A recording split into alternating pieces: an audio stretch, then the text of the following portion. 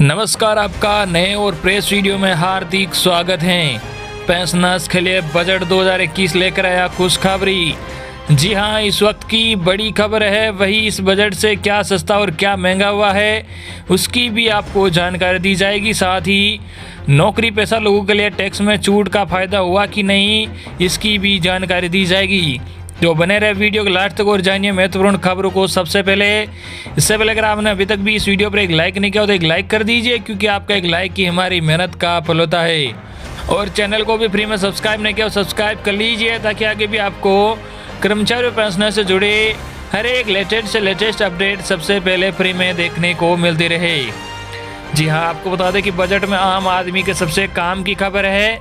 जी हाँ, जान लीजिए कि क्या सस्ता और क्या महंगा हुआ है। आपको बता दें कि वित्त मंत्री निर्मला सीतारमण ने आज वित्तीय वर्ष 2021-22 के लिए बजट पेश किया। कोरोना काल में पूरे देश को वित्त मंत्री से बड़े ऐलान की उम्मीद थी। वित्त मंत्री ने भी लोगों को निराश नहीं किया। कई सेक्टर में वित्त मंत्री ने खजाना खोल दिया। वित्त मंत्री ने कहा कि बजट ऐसे समय आ रहा है जब देश की जीडीपी दो बार माइनस में गई।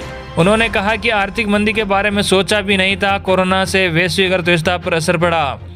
वित्त मंत्री के बजट भाषण के दौरान दो खबरें ऐसी होती हैं जो सीधे आम आदमी के जीवन पर असर डालती हैं। पहली, आयकर स्लैब को लेकर वित्त मंत्री का ऐलान, और बजट से क्या सस्ता और क्या महंगा। यहाँ जानिए बजट में क्या सस्ता और क्या महंगा हुआ है। जी हाँ, अब आपको बता दें कि क्या क्या महंगा हुआ है। मोबाइल फ़ोन के पार्ट, चार्जर, गाड़ियों के पार्ट्स, इलेक्ट्रॉनिक उपकरण, इम्पोर्टेंट कपड़े, सोलर इन्वर्टर, सोलर के उपकरण, कॉटन।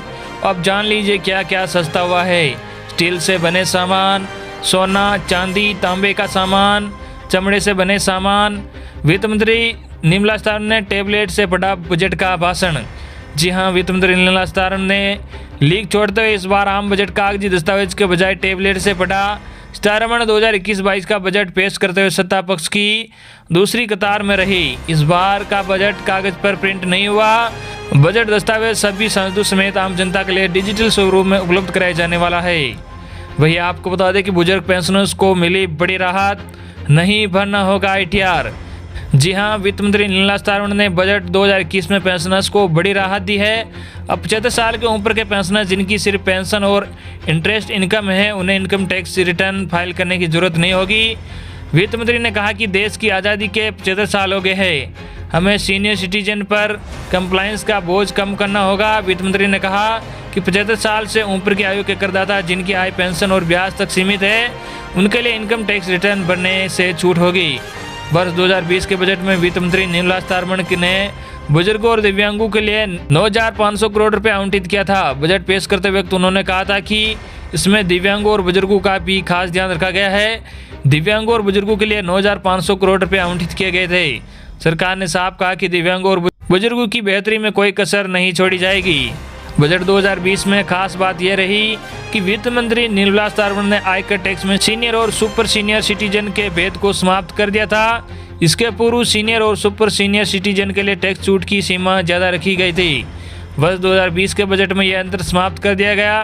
बजट 2020 में वित्त मंत्री आयकर टैक्स की नई व्यवस्था का प्रस्ताव दिया। इसमें सभी को एक तराजू में तोला गया, फिर चाहे वह सीनियर सिटीजन हो या कोई अन्य।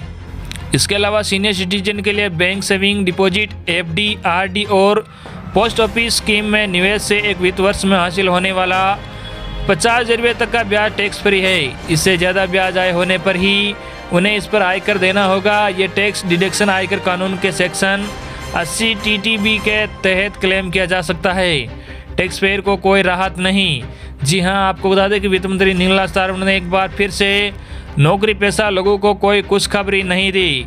वित्त मंत्री निर्मला सीतारमण ने देश के करदाताओं को कोई राहत नहीं दी है। इनकम टैक्स भरने वालों को मोदी सरकार के इस बजट में कोई राहत नहीं मिली। वित्त मंत्री निर्मला सीतारमण ने टैक्स स्लैब में इस बार कोई भी बदलाव नहीं किया। यानी एक बार फिर से मध्यम वर्गीय लोगों के हाथों में निराशा लगी है।